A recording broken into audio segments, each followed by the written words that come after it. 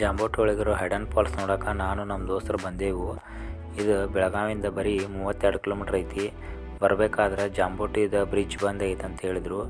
ಇಲ್ಲಿ ಅಜ್ಜಾರು ಒಬ್ಬರು ಕುಂತವ್ರ, 2 ವೀಲರ್ ಹೋಗತ್ತವ ಅಂತ ಹೇಳಿದರು. ಹಿಂಗಾಗಿ ನಾವು ಅದೇ ರೋಡ್ಲೆ ಬಂದು ಇಲ್ಲಿ ಬ್ರಿಡ್ಜ್ ರಿಪೇರಿ ಚಾಲು ಇತ್ತು. ಮುಂದೆ ಹೋಗಕ್ಕೆ ಅನುಕೂಲ ಮಾಡಿಕೊಟ್ರು. ಅಲ್ಲಿಂದ ನಾವು ಜಾಂಬೋಟಿಗೆ ಬಂದು, ಜಾಂಬೋಟಿಯಿಂದ ಇದು ನೋಡ್ರಿ 2 ಕಿಲೋಮೀಟ್ರ್ ಐತಿ.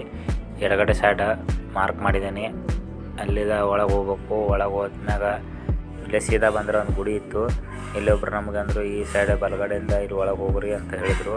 ಅವಾಗ ಈ ಬಲಗಡೆಯಿಂದ ಇಲ್ಲಿ ಒಳಗೆ ಬಂದು ನಾವು ಇಲ್ಲೆಲ್ಲ ಗಿಡ ಕಸ ಎಲ್ಲ ಬೆಳೆದಿತ್ತು. ಹಂಗೆ ದಾಟ್ಕೊಂತ ಒಳಗೆ ಬಂದು ಹಂಗೆ ಸೀದಾ ಬಂದ್ರೆ ಈಗ ನೀರು ಹರಿಯೋದು ಕಾಣ್ತೈತೆ ನೋಡ್ರಿ. ಇಲ್ಲಿ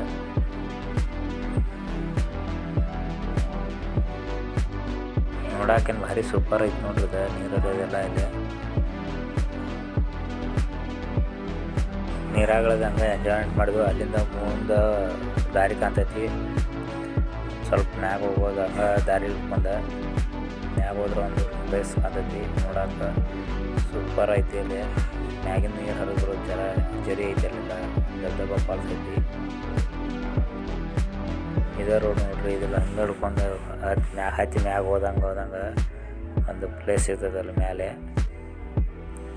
ದಬ್ಬ ಹರಿಯೋದು